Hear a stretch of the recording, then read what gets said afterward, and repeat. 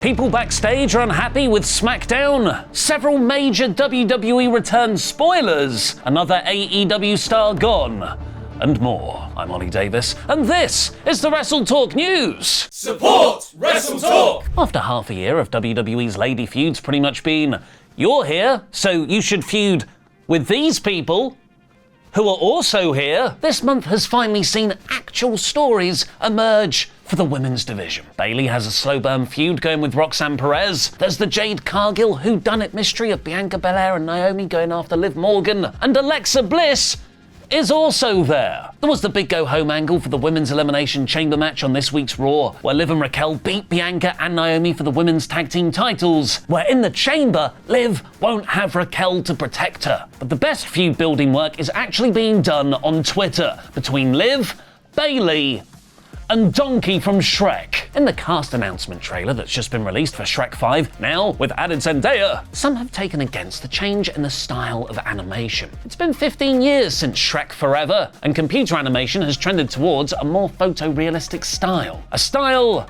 which Liv Morgan does not like, posting about the new Donkey look, trash can emoji, which prompted her chamber opponent Bayley to point out, we all age, dude. Liv fired back. It's the animation style. It's different, and I'ma age you in the chamber Saturday. 5 flashbang emojis. And Bayley finished on, I'ma make you look goofier than Donkey's animation. Who do you think will win the Women's Elimination Chamber? And also, what do you think about the new Donkey? Let me know in the comments down below what I'll be replying to people from out of nowhere, controversially saying I've never liked the Shrek movies. Actually, they don't do anything for me. Never have. Maybe for next year's chamber match, a former AEW star could be suplexing people through the pod walls. PW Insider is reporting that AEW wrestler Layla Hirsch's contract expires today, the 28th of February, and she won't be re-signing a new deal. It's unknown whether that is her decision or if AEW decided to not renew. As this is a contract expiration rather than a release, Hirsch will become a free agent immediately, meaning she can show up anywhere she wants right away. Hirsch first debuted for AEW in 2020 and had signed with the company by March 2021. She showed a lot of promise in her first run, feuding over the NWA Women's title and often being fantasy booked by fans, including me, as the first female member of Taz's FTW group. Because of her 4'11" powerhouse frame, she felt like a natural fit for the faction. But she tore her ACL in April 2023, and her main roster momentum never recovered. She was mostly booked to compete in Ring of Honor from that point. She most recently lost a TV title match against Red Velvet at the Final Battle show in December. Hirsch is the latest exit from AEW this month, which has included Malachi Black, Mero, and Ricky Starks. Ray Phoenix is also expected to depart soon as well. Now here's a word from this video's sponsor. 9 of clubs, go fish. Jack of clubs, go fish. 9 of hearts, go fish. Jack of clubs, go fish. Luke, this game is boring. It's nothing like real fishing. I have no idea what you're talking about. This is as close to real-life fishing as you can get in the whole wide world. Luke, you've clearly never heard of Fishing Clash. Fishing Clash? Yes, Fishing Clash. Fishing Clash is an immersive fishing mobile simulator and a sponsor of today's video. It's designed for all fishing enthusiasts and those who've always wanted to give it a try. Imagine defeating a boss fish so big your entire clan celebrates your catch. That's the thrill of Fishing Clash, the ultimate competitive fishing experience right at your fingertips. Support us here on WrestleTalk by getting Fishing Clash on your iOS or Android device for free. Download the game via a link in the description box or scan the QR code on screen. Use our gift code WrestleTalk to get a $20 reward, including a unique avatar. To redeem your gift code, go to the settings, tap on gift codes, and enter WrestleTalk to unlock exclusive gifts from our channel. And why not share your biggest catch in the pinned comment? Man, all this fishing is kind of making me hungry. I think I'm gonna eat some fish. Luke, oh, the game, it's too immersive. It's too immersive. It's the Elimination Chamber go-home episode of SmackDown tonight. Yay! The problem is, nobody really enjoys watching SmackDown right now. Since Raw debuted on Netflix and SmackDown moved from Fox to the USA Network, the Blue brand has seemingly become WWE's B show. They're saving their biggest angles and stories to make their first months on Netflix a success. Unfortunately, this coincided with an odd decision to make SmackDown 3 hours long.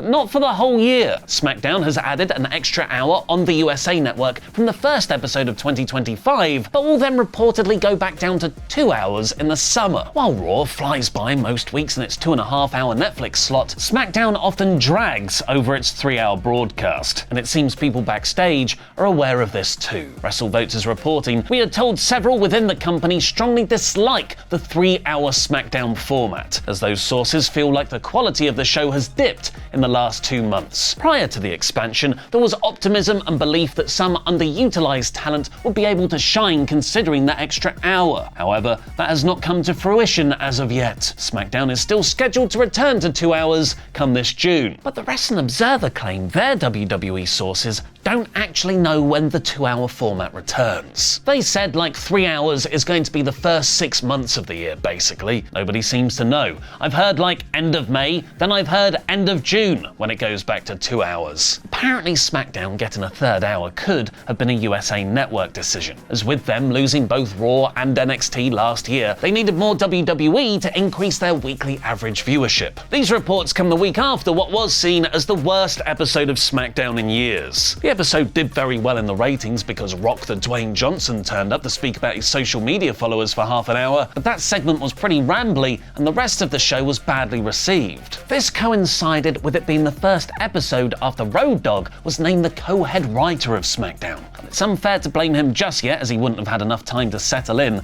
and even if he had, The Rock reportedly changed everything last minute anyway. Road Dogg should get some star power soon though, as 3 of SmackDown's biggest stars are set to return over the next month. First is Jade Cargill, who was written off TV back in November with a mystery attacker. This led to Bianca replacing her with Naomi as the other women's tag team champion. It's already been reported that Cargill is set to return very soon, and now WrestleVotes is claiming sources state Jade Cargill has been cleared for action. Expect her return imminently. The payoff to Who Done It is coming, and maybe as imminently as tomorrow's Elimination Chamber PLE. Half of the women's chamber match is involved in the Cargill story. Belair and Naomi trying to uncover the attacker, if it's not them, and Liv Morgan being one of the suspects after Nick Aldis played footage of her and Raquel at the scene. I reckon it'll be Naomi, Belair, or both of them though. Setting up a Bianca versus Cargill match for WrestleMania. Randy Orton is also set to return, with PW Insider reporting he's expected back in the mix to join WWE's European tour that starts in mid-March. Orton hasn't been seen in WWE since Kevin Owens hit a package pile driver on him on the 8th of November episode of SmackDown. Perhaps Orton could return from out of nowhere during the Chamber show, getting involved in the KO vs Sami Zayn unsanctioned match, setting up an Orton vs Owens feud for WrestleMania. And the biggest of all is Roman Reigns, who hasn't been seen in WWE since Seth Rollins stomped him into the center of the earth at the Royal Rumble. On the following episode of Raw, WWE made a most probably kayfabe announcement that Roman's injuries were so severe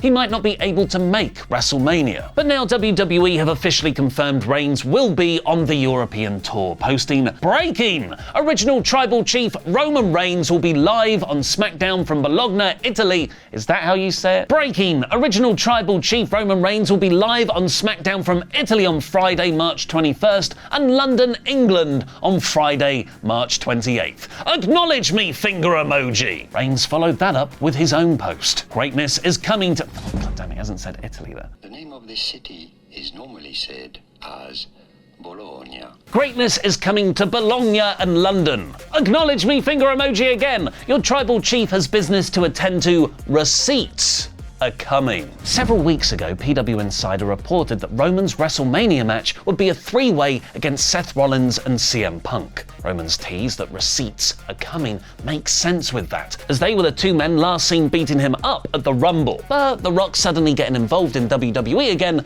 could always change absolutely everything. Make sure to subscribe and super kick notifications to always on to know first when mine and Luke's Elimination Chamber coverage this weekend goes live. In other WWE news, Stephanie McMahon has an odd new project, as WrestleVotes have posted. A very interesting name is set to debut an official WWE podcast soon. Steph Stephanie McMahon will be launching her own podcast series expected this spring. Given her life and experiences in wrestling, this series should be as compelling as they come. Stephanie is obviously interested in telling her life story. She announced she was releasing her memoir back in 2016, but the release date was pushed back to 2020, and then it was quietly dropped and never heard about again. It's unlikely she'll collab with her dad's new project though, especially as another report has pushed back on the rumours started by Conrad Thompson that Vince McMahon is trying to launch a new wrestling company. According to the Wrestling Observer, people close to McMahon say he isn't planning a new promotion because all the big name talent he'd need to launch it are tied up in long-term contracts. Instead, Vince is working on launching